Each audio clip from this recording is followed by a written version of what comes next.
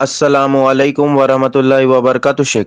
وعلیکم السلام ورحمۃ وعلیکم اللہ السلام ورحمۃ اللہ وبرکاتہ۔ شیخ، وبرکاتہ۔ میرا سوال یہ تھا کہ شیخ اگر کوئی شخص اللہ سبحانہ و تعالیٰ کے خاطر کسی کو مطلب تحفے تحائف دیتے ہیں یا مہمان نوازی کرتے ہیں کسی کی، تو کیا شیخ ان کو کوئی فضیلت یا اجر و ثواب ملے گا؟ یہ جاننا تھا شیخ، جزاکم اللہ خیرن۔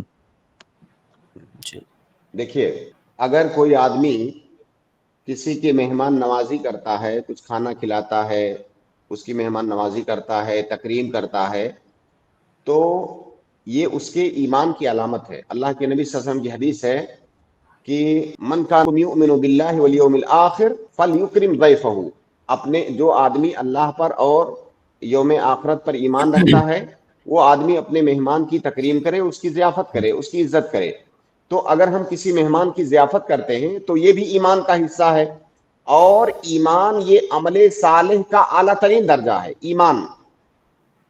اسی طرح سے اگر ہم کسی اپنے مسلمان بھائی کو اس کی کچھ مدد کرتے ہیں، اگر اس کی جی کچھ مدد کرتے ہیں تو یہ بھی نیکی کا کام ہے۔ وہ مدد چاہے پیسے کی شکل میں ہو یا کسی اور شکل میں ہو۔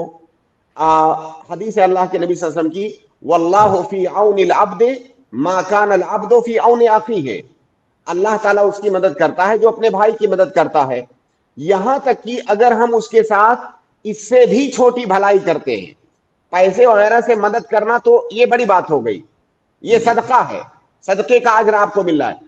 اس سے بھی چھوٹی بھلائی کرتے ہیں تب بھی ہمیں صدقے کا اجر ملے گا۔ اللہ کے نبی صلی اللہ علیہ وسلم کی حدیث ہے کہ تبسمک فی وجہ اخیک لک صدقہ، اگر ہم اپنے کسی بھائی سے خندہ پیشانی کے ساتھ مسکرا کر کے ملتے ہیں یہ بھی صدقہ ہے۔ تو ظاہر ہے صدقہ ہونے کا کیا مطلب، یہ بھی عبادت ہے، اس پر بھی اجر ملتا ہے۔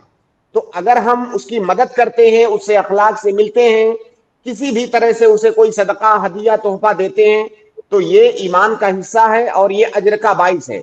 اللہ کے نبی صلی اللہ علیہ وسلم کی ایک حدیث ہے ہدیہ کے بارے میں، تہادو تحابو، کہ آپس میں ایک دوسرے کو ہدیہ دو اور اس سے تمہارے درمیان محبت بڑھتی ہے، اور وہ جی لمبی حدیث ہے۔ تو اللہ کے نبی صلی اللہ علیہ وسلم نے اس کو بھی نیک عمل بتایا۔